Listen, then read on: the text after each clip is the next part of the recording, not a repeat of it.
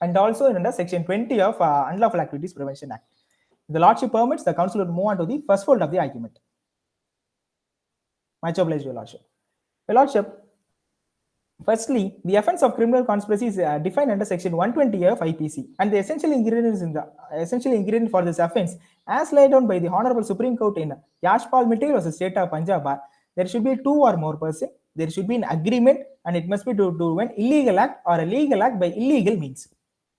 Lordship, it is submitted as per the moot proposition that the accused had a serious intention to carry out the bomb blast in Pulwama. The agreement was to carry out a bomb blast in the army convoy on 15th August 2015, for which A1 and A2 were designated with the task of supplying money to A4 to facilitate the bomb blast.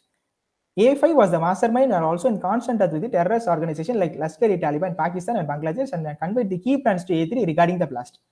Further, A3 was the one giving instruction to A1 and A2 about when and where they should deliver the consignment, for which A1 and A2 were promised a 10% commission on successful delivery of the consignment at Jammu Kashmir. This established that accused a temporal gain, all the accused are temporal gains from their involvement in the conspiracy. Your Lordship, the Honorable Supreme Court in Mohammed Amin was the Central Bureau of Investigation ruled that knowledge of the main object and purpose of the conspiracy is a necessary requisite of this section. It is also ruled that the conspirator must have unity of object through plurality of acts. In this instant, this shared execution of the plans revealed that all the accused were equally involved in the conspiracy and had the main object of the conspiracy. The Council also draws the bench attention to page 19 and paragraph 17.6.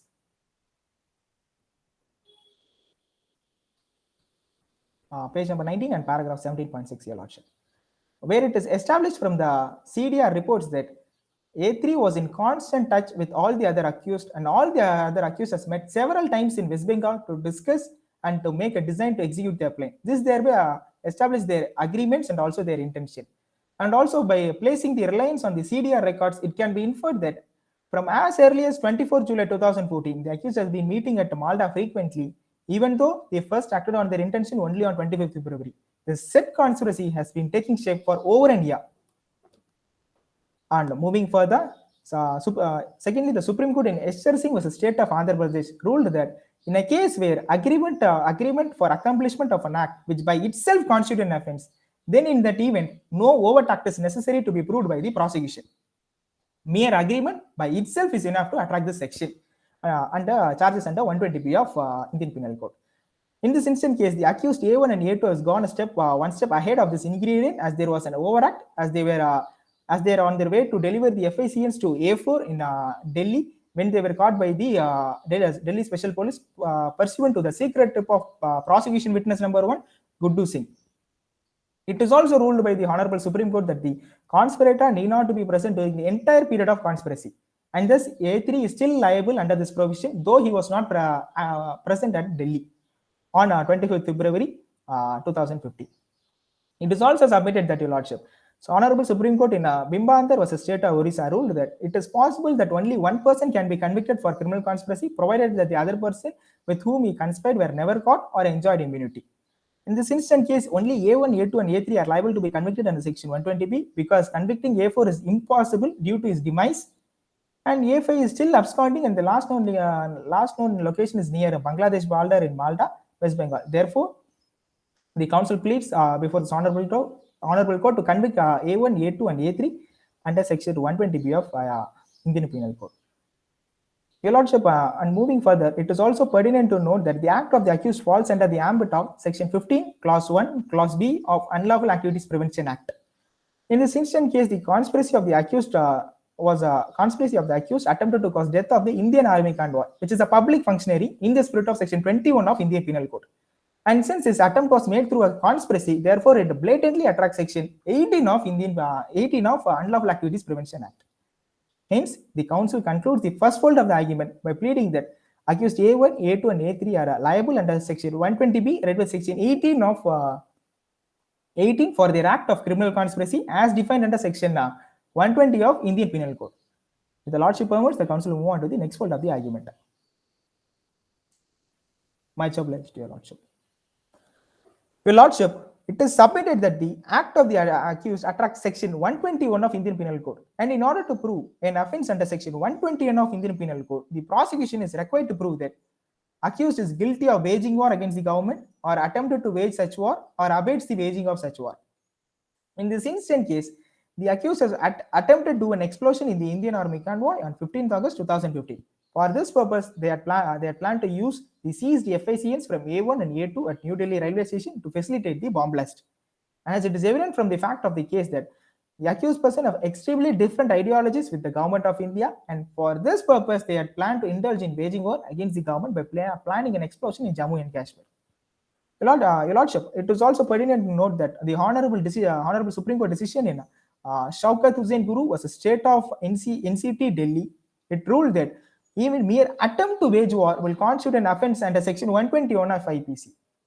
It is also pertinent to note that it is brought on record of this Honorable High Court, Honorable Court, that the CDR analysis and the statement of public prosecution witness number 2, Iqbal Khan, and the investigating officer Rupendra Singh established that the accused had a hate towards this nation.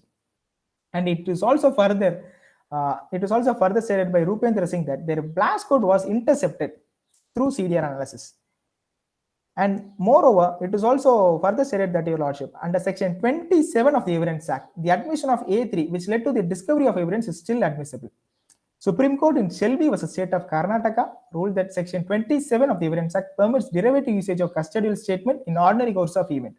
In Indian law, there is no automatic presumption that the custodial statement has been extracted through compulsion, and it is also ruled that the confession given to police custody is admissible under the condition of Section 27 of Evidence Act.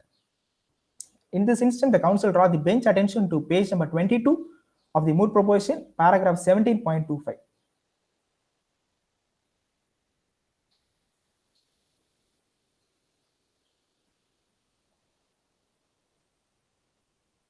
Much obliged, Your Lordship. Your Lordship, where it is stated that A3 was in police custody and he admitted that it was A5 was the main conspirator and he was in the constant touch with the terrorist organization and planned to execute the bomb blast on Indian Army convoy. The FICNs was received from him to facilitate the bomb blast, and in furtherance of this admission, the investigating officer was able to discover the fact that waging war through CDR records, and the blast code was also intercepted by the investigating officer. This was brought on record of this honorable court by the testimony of the investigating officer, which is attached as the Exhibit 7, and the prosecution witness 3, Rupendra Singh, Your Lordship. Therefore, this further established the malified intention of the accused. Moreover, the Honorable Supreme Court in State versus Navjot Sandhu held that terrorist act promoted by intention to strike the sovereign authority of the government tantamount to waging war, irrespective of the number of persons involved or the force employed or the chances of the success. It is still amount to waging war. It is true that in this instant case, the accused were not successful in executing the design to wage war, as the prudence of the police force stopped them midway.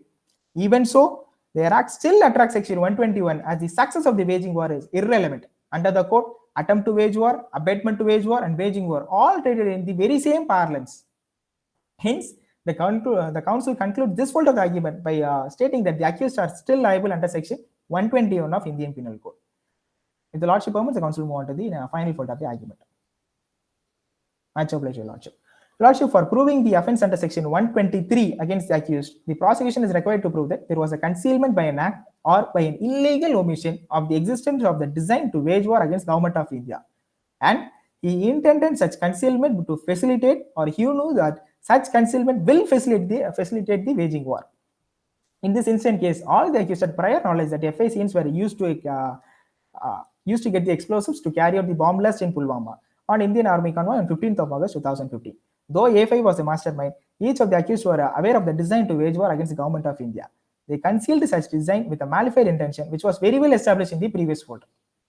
My Lordship, the Honorable Supreme Court in Shaukat Hussain Guru was a state of NCT Delhi ruled that it is pertinent to note that Section 39 of CRPC, which places the burden on the person who were aware of any offence of commission or of the intention of any other person to commit any offence punishable under Section 121 to 126 of IPC, to forthwith to inform to the nearest magistrate or the police officer of such commission or the intention. In this instant case, the accused never discharged a burden mandated under Section 39 of CRPC. They never informed to any police officer, nor to any judicial magistrate, nor any reasonable excuse was made by the accused. Hence, therefore, even in the absence of a proof of the involvement in the waging war against the government of India, this will still constitute a standalone offense, and the accused can be still convicted for the concealment of such fact under section 123 of Indian Penal Code. Your Lordship, and it is also finally submitted that the accused has acted as a terrorist gang in the spirit of section 20 of Unlawful Activities Prevention Act. Therefore, they are also be liable to be convicted under the same. Hence, the counsel concludes the entire argument by stating that the accused by default attracts section 120B, 121, 123 of IPC, read with section 18 and 20 of Unlawful Activities Prevention Act. If the lordships have the bench have any questions, the counsel will be happy to answer it.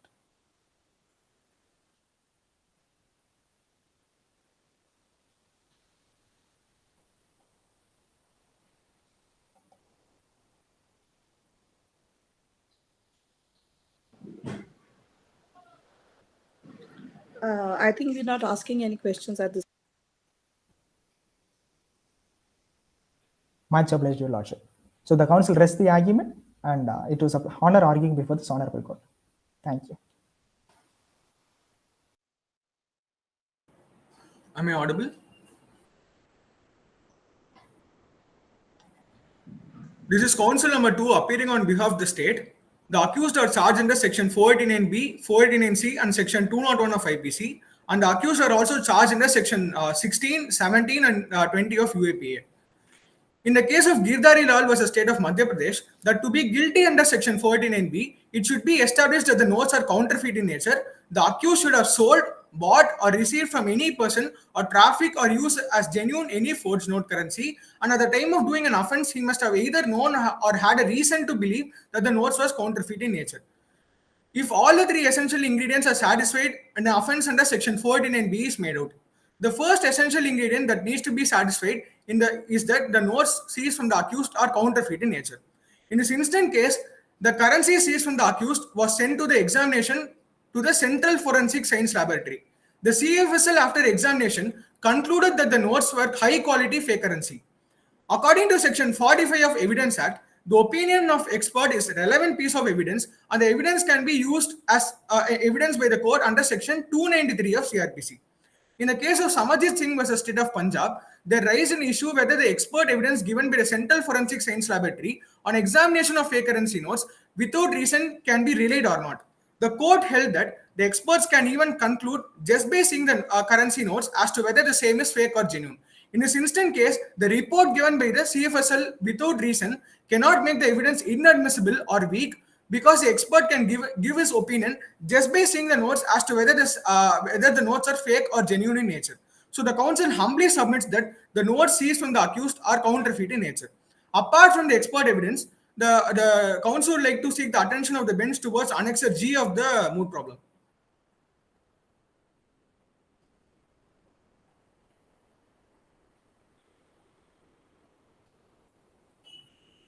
Much obliged, Your Lordship. It is apparent from the Annexure G is nothing but the serial numbers of the counterfeit notes which has been seized from the accused. It is apparent from the record that the many notes have had the same serial numbers, which prima facie establishes the fact that the notes are counterfeit in nature. In the case of Madan Lal versus State of West Bengal, the court held that a person can be convicted under section 489B and 489C of IPC when the counterfeit notes are of the nature or description that a mere look at them would convince any person of average intelligence that it was counterfeit note. So from the mere look at the notes, it is apparent that many notes have had the same serial numbers, which establishes the fact that the notes are counterfeit in nature. So the first essential ingredient under section 489B is satisfied as the notes seized from the accused are counterfeit in nature. Your Lordship, counsel would like to move on to the second essential requisite, that is the accused should have had received or trafficked the notes in order to be liable under section 489B of IPC. In this instant case, the accused A1 and A2 had received the notes from A3. The CDA records and the phone data of the phone seized from the accused A1 and A2 established their movement from Madhya Pradesh to Malda on 23/2/2015. After collecting the fake currency notes, A1 and A2 left to Delhi from Malda and was caught by the police in the Delhi railway station on 25/2/2015.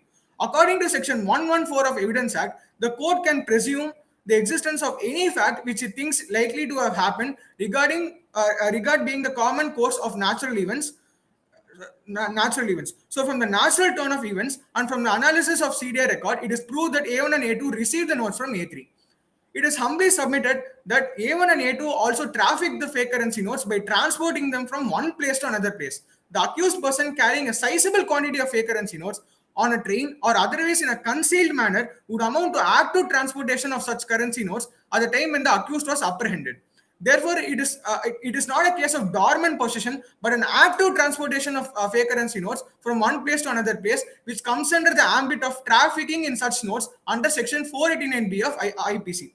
A3 can also be charged under Section 489B of IPC, since A3 have given the notes to A1 and A2 and amounts to trafficking under Section 489B of IPC.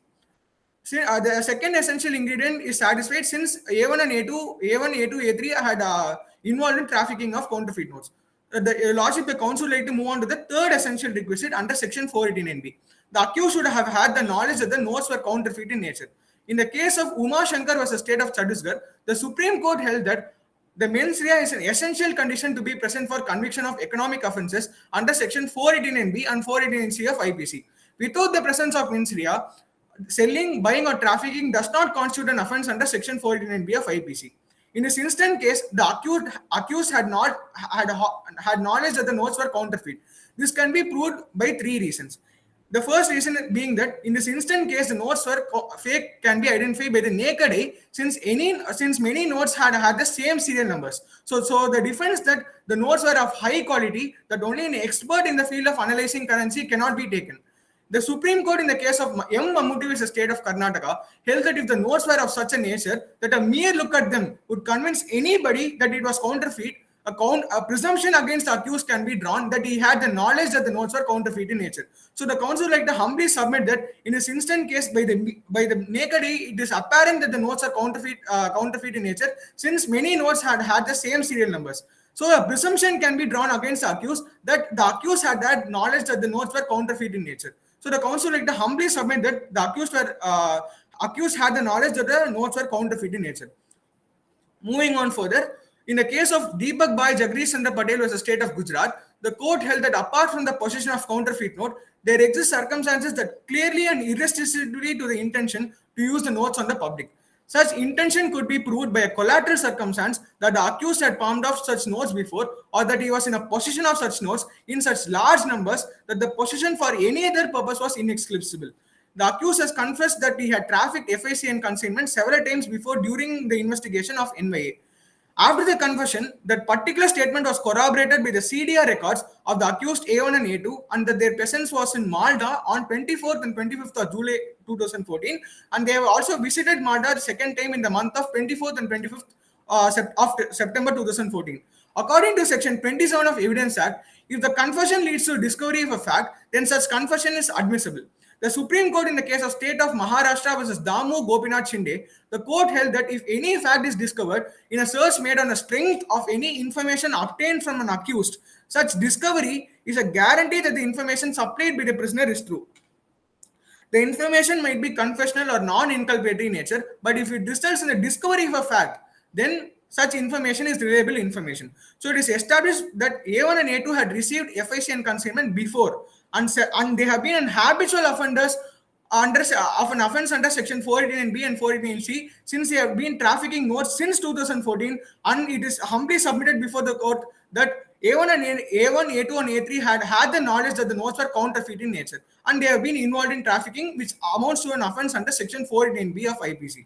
It is also pertinent to note the fact that the accused had carried a large amount of counterfeit notes, and it was carried in a concealed manner in a secret cavity of the bag, which would lead to a presumption that the accused intended to use the same as genuine. In the case of Ray Amirjan, the division bench of Mysore High Court held that the counterfeit notes concealed could lead to a presumption that he intended to use the same as genuine. In the case of public prosecutor versus Rautala, it was held that when large amount of notes are found in a man's possession and the circumstances in which they were found as themselves constitute sufficient ground for drawing an inference that the intention was to use them as genuine. So it can be said that due to the large amount of notes involved in this instant case, and it was transported from Malda to Delhi in a concealed manner, creates an undoubtful inference that the accused had the knowledge that the notes are counterfeit and had the intention to use the notes as genuine. So it is humbly submitted that the accused are liable to be charged under Section 489B of IPC. It is Your Lordship, the accused are also charged under Section 489C of IPC for the possession of high quality fake currency notes. In the case of Karunakaran Nadar versus State of Kerala, it was held that for an offence to be made out under Section 489C, it has to be established that the notes were counterfeit in nature and the accused should have had the possession of the same, and he must have known or had a reason to believe that the notes were counterfeit in nature, and he must have intended to use the same as genuine. It is humbly submitted that during the personal search of A1 and A2, A1 and A2 had possession of fake currency notes of rupees 2000 rupees denomination having face value equivalent to rupees 10 lakhs. The seizure was made in the presence of witnesses. Thus, it is humbly submitted that A1 and A2 had the possession of currency notes, knowing that the notes were counterfeit to use them as genuine. It is humbly submitted that A3 is also liable to be charged under Section 489C since A3 is a co-conspirator who involved in trafficking fake currency notes. The council accepts the fact that A3 was not found in possession of counterfeit notes, but A3 is a co-conspirator of A1 and A2. Since a conspiracy is established between A1, A2, and A3, subsequent acts of A1 and A2 will also make A3 liable under Section 489C. Since A1 and A2 had been found in possession of fake currency notes and an offence under Section 489C is made, the co-conspirator whose A3 will also be liable for the subsequent acts of the co-conspirator. It was held in the case of R. Balakrishna Pillai versus State of Kerala. It was held that a co-conspirator may come and leave the conspiracy at any time during the pendency of conspiracy, and every such conspirator will be liable for the subsequent act of the conspirators. In the case of Ramji Harikan versus State of Gujarat, the court held that when the conspiracy is established between A1, A2, and A3, where A3 supplied the notes to A1 and A2, all the three accused can be liable under Section 489B, 489C, read with 120B of IPC, though A3 did not have the possession of the counterfeit notes. In this instant case, there exists a conspiracy where A3 supplied the counterfeit notes to A1 and A2 to deliver them in Pulwama. The conspiracy started in the first place from A3, since A3 supplied the notes to A1 and A2. It is also evident from the CDR records and the CERT expert evidence that A1 and A2 had communicated with A3 on 23/2/2015, and A1 and A2 had traveled from Malwa to Malda to collect the FICN notes from A3, who resides in Malda. So from the facts and circumstances, it is very clear that A1 and A2 received the FICN consignment from A3. Hence, it is most humbly submitted that all the three accused are liable under Section 489B and 489C, read with 120B of IPC. If your lordship were convinced with the argument, the council would like to move on to the next part of the argument. Much obliged, your lordship. The council would like to humbly submit that the accused are also charged under Section 16, 17, and 20 of Section 16 and 17 of Unlawful Prevention Activities Act.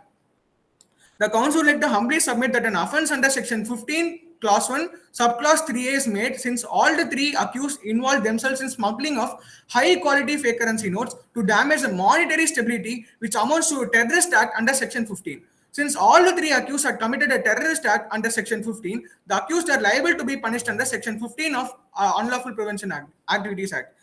The accused is also liable under Section 17 of UAP Act, which states that if a terrorist gang actually involves in raising funds for terrorist activity, whether or not such funds were actually utilized or not, such act itself amounts to an offence under Section 17 of UAP Act. The explanation B to Section 17 also clearly states that raising of funds includes smuggling of fake currency notes. So in this instant case, the notes have been smuggled for the purpose of bomb blast in Pulwama.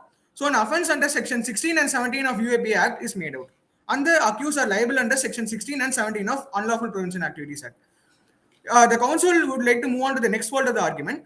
Your lordship, the accused are also charged under Section 201 of IPC. An accused can be liable under the section only when the essential ingredients are satisfied, which are as follows.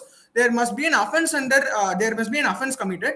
A person should have caused the disappearance of any evidence of the crime committed. It should be done with an intention of screening or saving the culprit from punishment. In this instant case, all the essential ingredients are satisfied. A3 was aware that A5 has committed a crime of trafficking fake currency notes since A3 received the notes from A5, and subsequently A3 has passed on the notes or trafficked the notes through A1 and A2. A3 destroyed all evidences in A5's house with an intention of screening A5 from the offence under Section 489B under Section 201, which was duly established by an independent witness named Shah Rukh Khan. Since all the essential ingredients are satisfied in this instant case, the accused are also liable under section 201 of IPC. If your lordship is satisfied with the arguments, the council would like to move on to the prayer. My one question is that you are for 201 you are asking for all the accused person or All the accused persons, since they are involved in conspiracy. okay for the destroying the evidence and not misleading the Yeah, destroying the evidence, your lordship. okay, right. Much updates. Wherefore, in the light of facts stated, issues raised, arguments advanced, and authorities cited, it is humbly prayed before the Honorable Court may be pleased to hold, adjudge, and declare that Samir, Monu, and Kallu at Mama to be liable for the offence under section 121, 123, 120B, 201, 489B, 489C, read with section 16, 17, 18, and 20 of Unlawful Prevention Act, and pass any order it may deem fit in the interest of justice, equity, and good conscience, all of which is most humbly and respectfully submitted. It was an honor pleading before this court. The prosecution rests the arguments. Much obliged, Your Lordship. Mr. Public Prosecutor, I have a question for you. Am I audible? Yes. You referred to Annexure G in your arguments. You said that these counterfeit notes, most of them are having the same serial number. Can you kindly point out from the said exhibit which are the ones? Yes, yes, Your Lordship. Referring row 2, 4CG551567. The serial numbers have been repeated twice. Row 2. Row 2, column number, just a minute. 12th row of Annexure G with the serial number 4CG551567. The notes, the serial numbers have been repeated also again in. You said column 2, is it? Column 2. Column 2. Yes. 1, 2, 3. Serial number 12, is it? 12th row, column 2. Oh, 12th row one. Is it in the next page?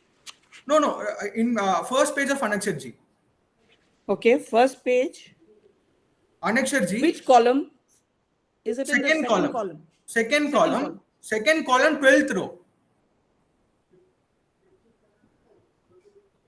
Yes. 4CG551567 has been repeated in 16th row, second column. Okay. 4CG551567. And in 13th row, first column, 4CG551650 has been repeated in the 13th column, 13th row, first column. Right. Okay. Much obliged, Your Lordship.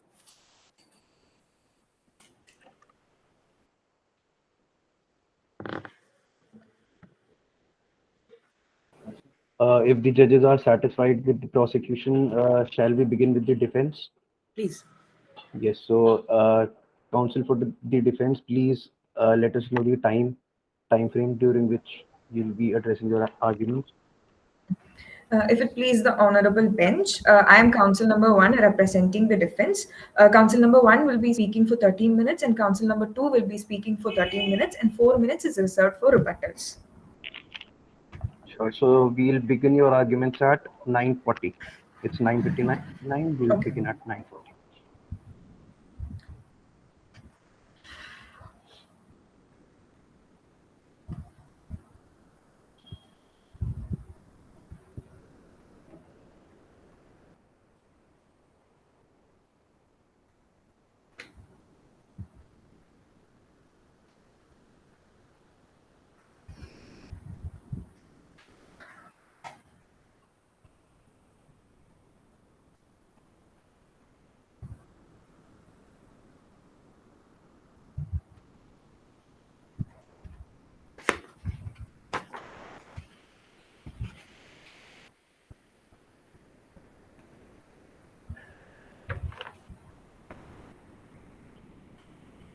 May I begin now? Okay. Yes. If it please the honorable bench, may the counsel for the defense refer the lordship as lordship and the ladyship as lordship and the whole bench as lordship. Much obliged, your lordship. If it please the honorable lordship, may the counsel for the defense move to the statement of facts. Much obliged, your lordship.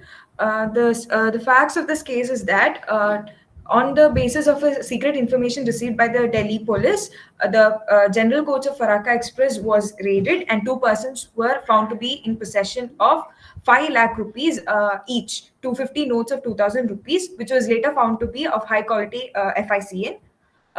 They were arrested and on interrogation, it was found that they received this money from accused 3 and they were supposed to transport the same to accused 4 in Pulwama.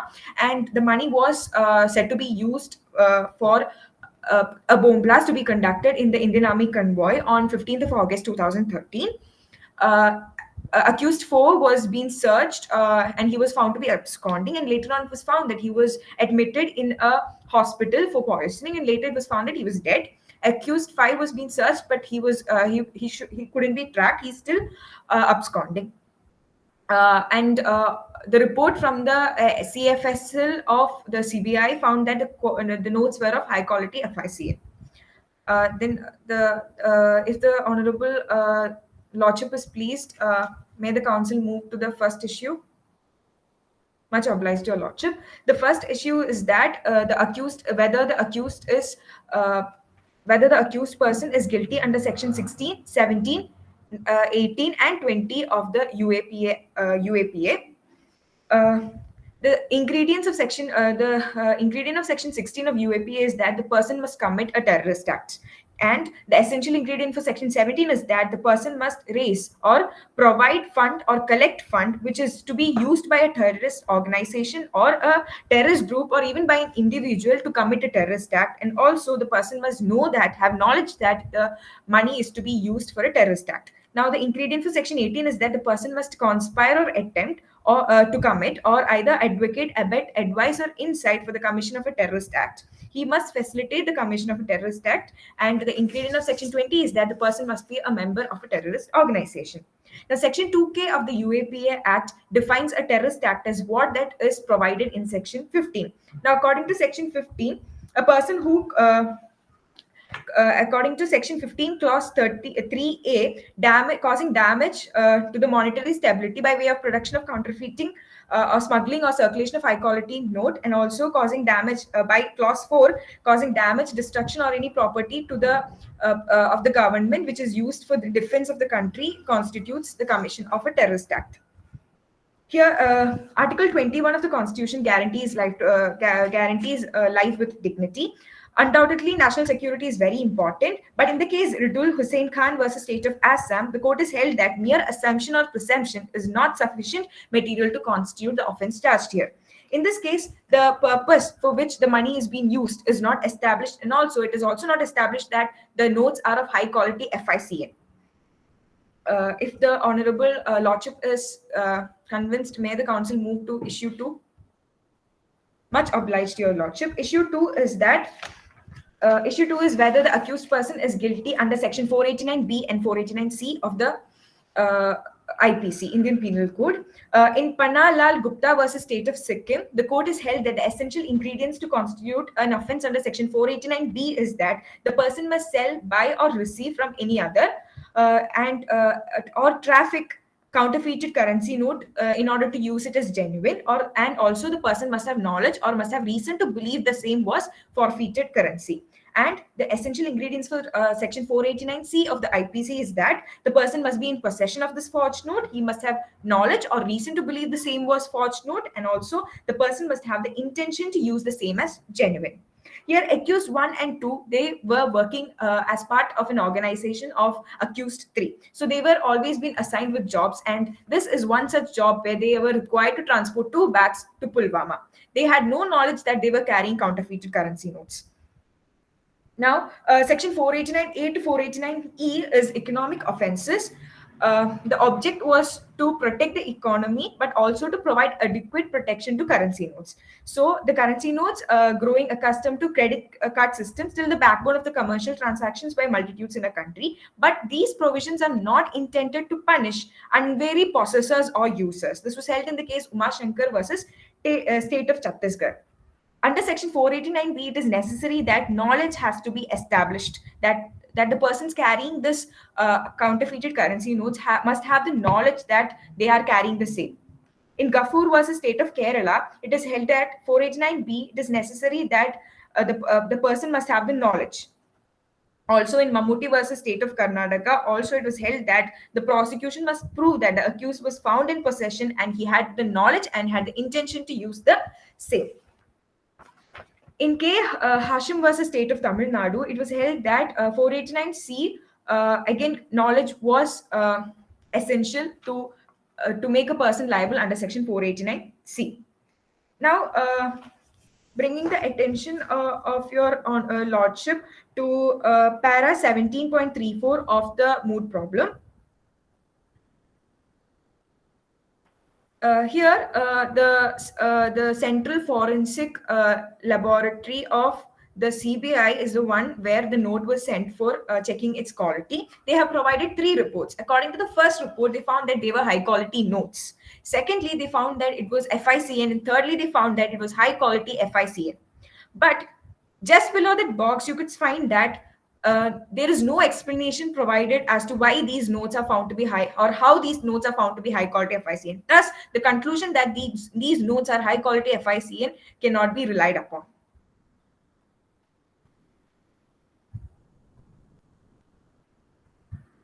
Now, from all the evidences, from all the case laws as stated above, knowledge is essential, which is absent in this case. And also, it is not established that the notes are of high quality FICN, as the CFSL of the CBI has not provided any kind of explanation for the same. Also, they were carrying, I would like to bring the attention of your lordship to page 38 to 40, annexure I and annexure G, where the serial numbers of the notes are provided. And if it is observed, both the accused persons are carrying notes having the same serial number. They were alleged to have committed the crime of conspiring to conduct a bomb blast in Indian Army convoy. Will such a persons make a mistake of carrying same notes with same serial number in the same train to the same destination? Thus, there is some discrepancy with respect to that.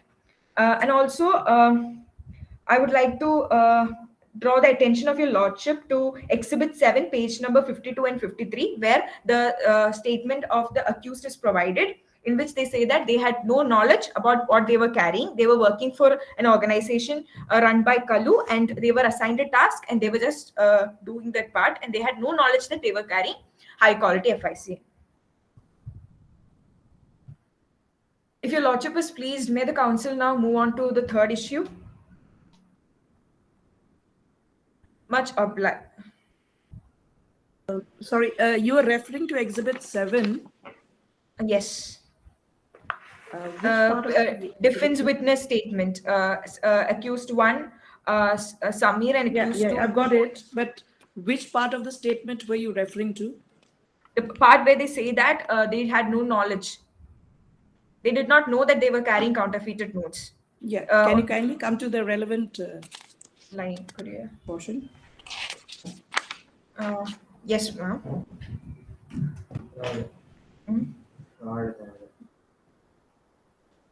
Ma'am, in page 53, the third last line.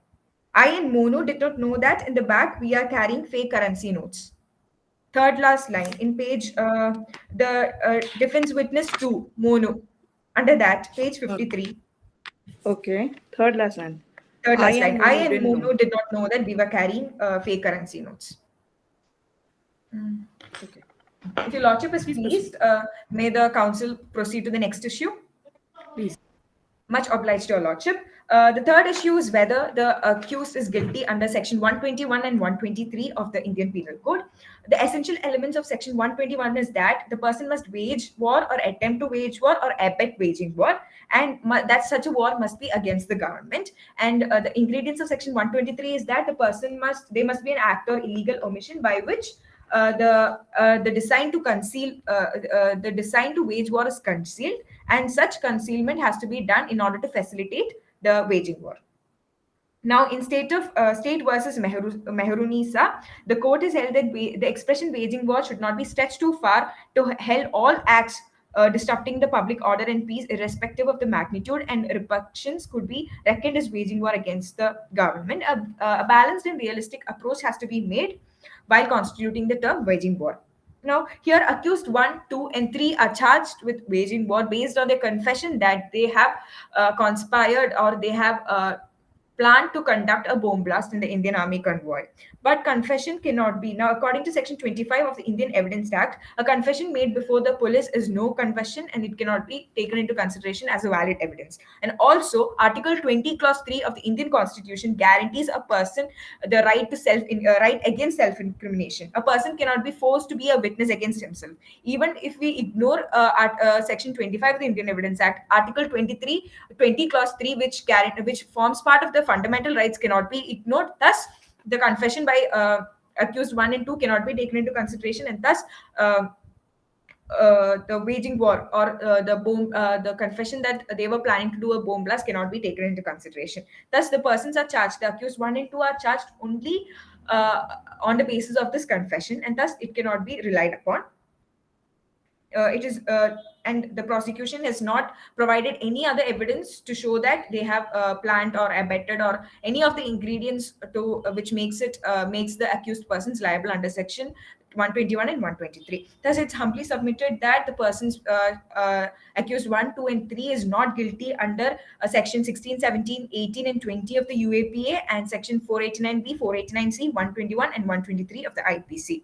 If it pleases if it pleases your lordship, may the council conclude the argument, and may the council number 2 move to the issue 4 and 5. Much obliged, your lordship.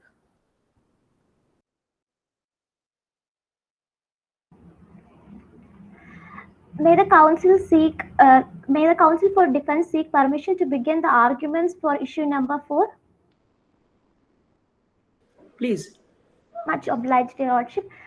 Issue number 4, whether the accused person is guilty under section 120B. It is humbly contended that the Samir, Monu and Kallumama is not guilty for committing the offense of criminal conspiracy under section 120B of Indian Penal Code. It is to be noted that the essential elements of section 120B are as follows. That is, there must be 2 or more persons and they must agree to do an illegal act or an act that is not illegal.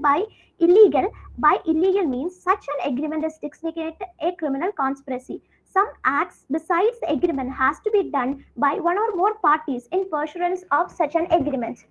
So, and the basic agreements of the offense of criminal conspiracy are an agreement between 2 or more persons, and the agreement must relate to doing or causing to do either an illegal act or an act which is not illegal in itself but is done by illegal means. So, it is therefore plain that the meeting of 2 or more persons for doing or causing to be done an illegal act or an act by illegal means is sine qua non of criminal conspiracy. It is being held in a case Yogesh versus State of Maharashtra, and a conspiracy is always hatched in secrecy, and it is impossible to adduce the direct evidence of common intention of conspirators. Therefore, the meeting of minds of the conspirators can be inferred by circumstances proved by the prosecution if such inference is possible. For every offense under section 120B, the prosecution need not necessarily prove that the practices expressly agreed to do or caused to done the illegal act. The agreement may be proved by necessary implication. The gist of the offense of criminal conspiracy has been brought out in the following words. That is, the gist of the offense of conspiracy then lies not in doing the act or affecting the purpose of which the conspiracy is formed, nor in attempting to do them, nor in insisting the others to do them, but in forming of the scheme or an agreement between the parties. So a mere agreement is essential. Mere knowledge or even a discussion of the plan is not per se enough. This has been stated in a case, Kedar Singh versus State of Delhi. So, to establish a charge of conspiracy, the knowledge about the indulgence in either an illegal act or an illegal act by illegal means is necessary. In some cases, the intent of unlawful use of being made of the goods or services in question may be inferred from the knowledge itself. This part, the prosecution has not to establish that a particular unlawful use was intended so long as the goods or service in question could not be put into any lawful use. So mostly the conspiracy are proved by circumstantial evidences. As conspiracy is seldom an open affair, usually both the existence of the conspiracy and its objects have to be inferred from the circumstances and the conduct of the accused. The well-known rule governing the circumstantial evidence is that each and every incriminating circumstance must be established, and by it should be reliable evidence. And the circumstance so proved must form a form of events from which that has been obtained, and the conclusion should be about the guilt of the accused and can be safely drawn, and no other hypothesis should be against the guilt is possible. And to prove the criminal conspiracy, the prosecution must establish that there was a meeting of minds between two or more persons to do an unlawful act. So it is very difficult to get a direct evidence to prove conspiracy, and it can be proved only through circumstantial evidence. However, it is not sufficient to convict a person under this section merely to prove that he had been associating with the other accused at a certain place on his arrest or endeavored to extradite himself from being an accused of something connected with the conspiracy, and the prosecution cannot complete what is necessary to show that he was a person who concerned with the others by proving that he was friendly with the other accused and was anxious to escape the observation even was doing his best to conceal his whereabouts. In case of conspiracy, the agreement between the conspirators cannot generally be directly proved, but it can be only inferred from the facts in the case. And the confession made by the accused number 1 and 2 is unreliable, as it is of low evidentiary value and lack of corroboration. The Apex Court has held that the confession of co-accused cannot be used against the accused unless the court is morally satisfied on the other evidence that the accused is guilty. And this is stated in a case Badal Sheikh versus State. And a conviction made based on a confession by a co-accused in the absence of corroboration from other evidence would be considered very unsafe to do. And in section 26 and 27 of the Indian Evidence Act, it said that a confession made by the accused will not be considered as admissible under the Indian Evidence Act. And a corroboration on material particulars means that there should be some additional or independent evidence that it renders the story told by the accomplice true and reasonably safe to act upon. And secondly, identifying the accused as one of those or among those who committed the offense, and showing the direct or circumstantial evidence linking the accused with the crime. And it is well settled principle that where the case is mainly based on circumstantial evidence, the court must satisfy itself that the various circumstances in the chain of evidence should be established clearly, and that the completed chain must be such as to the rule out a reasonable likelihood of the innocence of the accused. And when even a link breaks away, the chain of circumstance gets snapped, and other circumstance cannot in any manner establish the guilt of the accused beyond all reasonable doubt.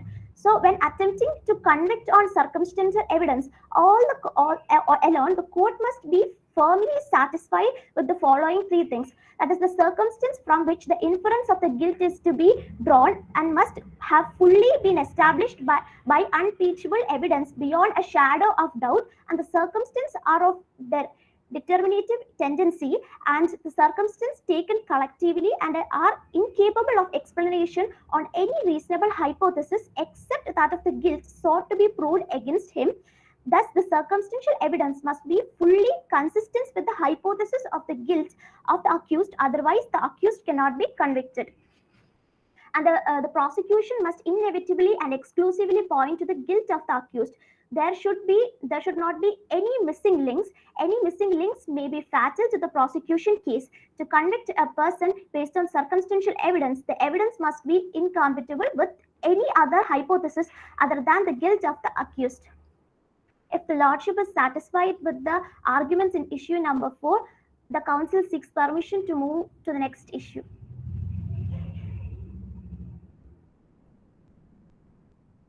Much obliged, Your Lordship.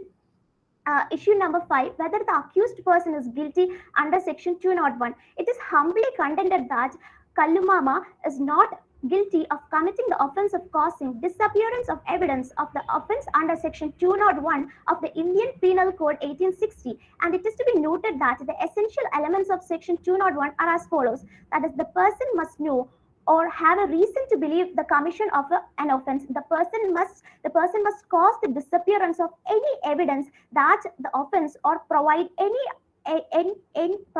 information which he knows or believes it to be true. And thirdly, this must be done to screen the offender from a legal punishment. So it is the plain that intent to screen the offender from committing an offense must be the primary and the sole aim of the accused. It hardly needs an emphasis that to bring home an offense under section 201 of IPC, a mere suspicion is not enough.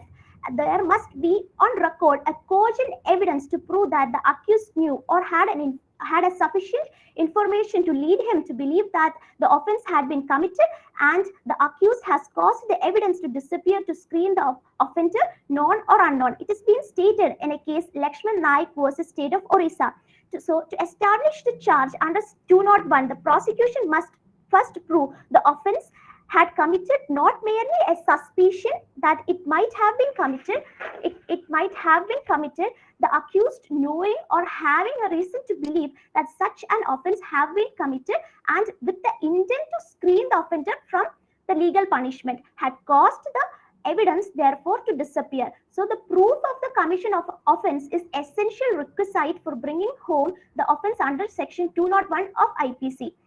The mere fact that the deceased ultimately died an unnatural death could not be sufficient to bring home a charge under section 201 of IPC unless the prosecution was able to establish that the accused person knew or had a reason to believe that an offense had been committed and had done something offending commission of evidence to disappear so that he cannot be convicted. So when a specific finding is recorded by the trial court that there is no evidence for convicting the accused under section 201 of IPC, it is ought not to have convicted her for the same, more on assumptions or presumption. It is stated in a case Raghavan Pranamthi versus State of UP.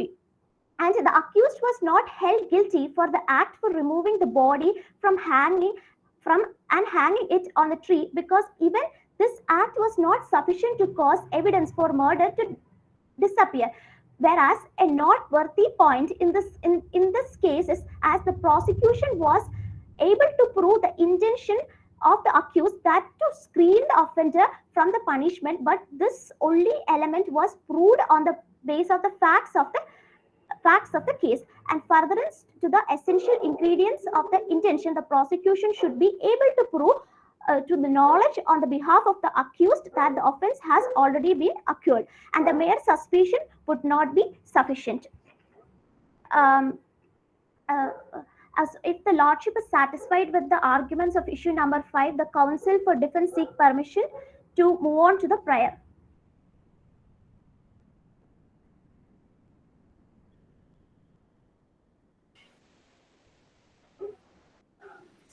Please proceed. Please go ahead. Much obliged to your Lordship. Prayer.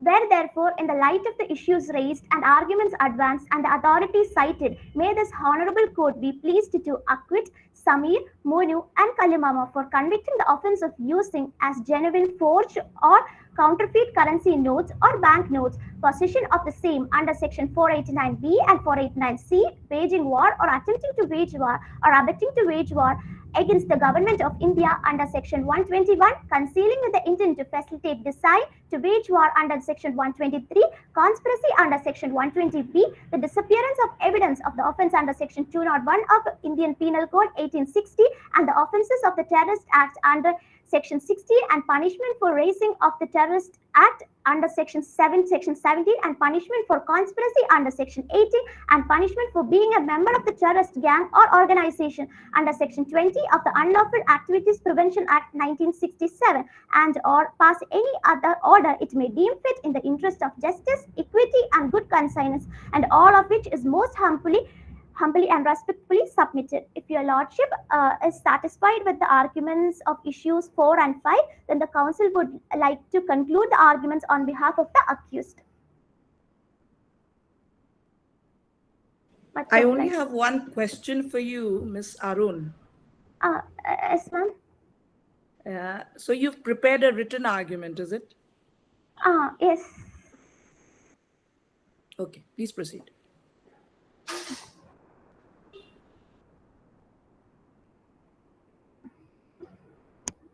Much obliged. So the counsel for the defense, have they completed their arguments? Yes. Yes. So I request the honorable judges to send us the marking per forma, whatever marks the judges have given, according to the arguments that have been addressed by both the sides. Correct. With this, we are ending the session. Okay, thank you, all of you. Have a good session, and all of you have had a good argument. Thank you for participation. Sir, just Thank one you, sir. clarification, sir. Just one. Yeah, I Is just there want no to. rebuttal and side rebuttal, sir? Yes. I'm so sorry. It's Sorry. 2 minutes were reserved by team number 1 for their rebuttal, and 4 minutes were reserved by team number 4 for the rebuttal. So team number 1 may start. The lordship purpose, the council would like to start the rebuttals, your lordship. Am I audible? Yes, much obliged, your lordship. Lordship, it is accepted by the defense counsel that they were carrying high quality fake currency note, and they were liable under offences section 15 clause 1 clause 3a. The entire argument of the defense was based on the fact that the prosecution has failed to prove the charges of Unlawful Activities Prevention Act. But your lordship, for charges under section 15a, if the possession is proved, in this instant case, the possession is admitted by the defense counsel. If the possession is admitted, if it is proved, then section the provision 43e of Unlawful Activities Act places the presumption against the accused. It is accused who have to prove the innocence. It's a strict liability offense. In this instant case, it is simply submitted that the accused never discharged their burden, and they failed to prove their innocence beyond reasonable doubt, your lordship. Even assuming for the sake of rebuttals that A1 and A2 are not liable for the possession of FICs, even for the sake of rebuttal, A3 is still liable. They never disputed anything about A3, and they never disputed anything about the charges against A3 under section 16, 17, 18, and 20 of Unlawful Activities Prevention Act. And anything which is not disputed, it is deemed to be admitted, your lordship. And they never disputed regarding the said charges. And also, the council relied upon Annexure 7, that is the 161 statement. And your lordship, it is pertinent to note that the Supreme Court decision in Ram Prasad was a state of Maharashtra ruled that section 161 cannot be used for corroboration. It can be merely used for a contradiction and not for a corroboration, your lordship. The council would like to also point out that particular fact. And finally, in the lordship permits just 1 minute of time, the council would like to summarize the rebuttal. Much obliged, your lordship. And finally, in the case of Mammootty versus State of Karnataka, it was held that if the notes were found to be counterfeit by the naked eye, then it is presumed that accused have the knowledge of the counterfeit notes. So the counsel for the defense cannot contend that it was mere discrepancy. They have to prove beyond the reasonable doubt, and they have failed to do so in this instant case. And it is also submitted that the accused pleaded under section 25 of the Evidence Act. But your lordship, it is humbly submitted that under section 27, which by itself form an exception for section 25 for confession or any admission, which is made admissible if the relevant fact is proved to the fact in issue or the relevant fact.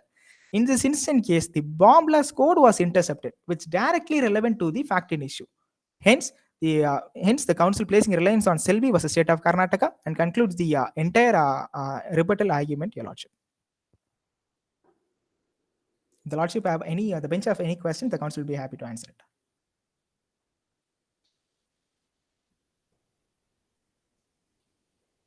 Much obliged, Your Lordship. Counsel for the defense may start their rebuttal. If it please the Honorable Lordship, may the counsel for the defense go for the rebuttals. Much obliged, Your Lordship. The learned counsel for the prosecution has stated that the defense has accepted that the persons were in possession, but possession is not the only essential ingredient to constitute the offense under section 489B and 489C. To establish the persons were guilty under section 489B and 489C, it is essential that they must have the knowledge, and also they must intend to use the same. The defense has already argued that they had no knowledge, stating the exhibits provided in page number 52 and 53. Thus, I think that makes it clear. Now, moving on to the next thing said by the learned counsel, that nothing was mentioned about accused 3. Again, to constitute the offense under section 489B and 489C, it is essential that the court and the note has to be counterfeited note. The counsel for the defense has already mentioned that the CFSL has provided that it was high quality FICN, but no explanation was provided. Thus that report cannot be relied upon. Now, moving on to the next, the counsel said that the learned counsel for the prosecution said that they were able to establish the case beyond reasonable doubt. But here, knowledge was not established. The notes were of high quality, currency note was not established. The conspiracy wasn't established without any chance for the pointing towards the innocence of the accused. And also, it was said that even though Section 25 of the Evidence Act is cannot be here, it is validating by Section 27. But when we look into Article 20, Clause 3 of the Constitution of India, self-incrimination, the persons are protected against self-incrimination. So even if 25 is not taken into consideration, Article 20, Clause 3 cannot be ignored. It is the fundamental right. Now, I would like to point out that on page 18 of the memorial of the prosecution, they have provided that it is established that they have the notes are counterfeited currency notes. But on what basis can we say that they are counterfeited currency notes, as the CFSL of the CBI has not provided any explanation for the same? And also in page 15 of the memorial of the prosecution, they have provided that the conspiracy is established. They were not able to provide a continuous chain of circumstantial evidence to prove the same. And also they have said that in page 25 that the guilt is established beyond reasonable doubt. But here knowledge is not established, conspiracy is not established, and also the notes were of high quality FICN is not established. Then how can the guilt be established beyond reasonable doubt? If your Lordship is pleased, may the counsel conclude the arguments. Much obliged, your Lordship.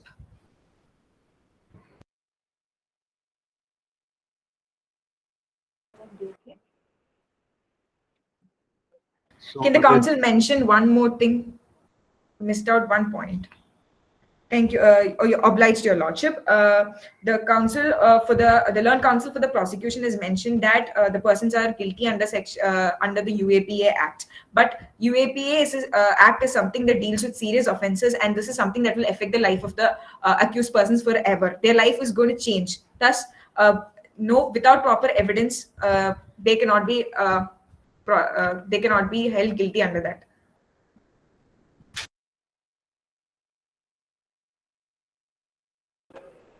So both the teams are over with their rebuttals.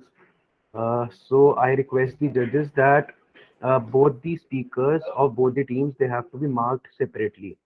Judges have to assign the marks separately, and then the judges may either email the mark sheet or may send us through WhatsApp the signed mark sheet. With this, we are ending the session. It was an honor to be a part of this meet, and I sincerely thank all both the judges to be a part of this event. It was an absolute Thank you very pleasure much. being part of these proceedings, and listening to our young friends. I wish them all the very best, and I'm sure we are looking at very promising lawyers. So wish you all the best. Thank Thank you, you, Lordship. everyone. Thank you. Thank you, And Lordship. if I may ask, is there any comments from the judges' side regarding the speakers from the both teams? See, since we are acting as judges, we have to reserve those comments because this is part of our proceedings. But Indeed, Your Lordship. I can only say that it was a pleasure listening to all of you. And I'm certain that in the future, we are looking at very promising upcoming lawyers. Yes, that's true. Much obliged, Your Lordship. Thank you. Okay, thank you all of you. Thank you so much, sir. Thank you, ma'am. Thank you. Thank everyone. you. Thank you so much. Thank you. Thank you. Thank you.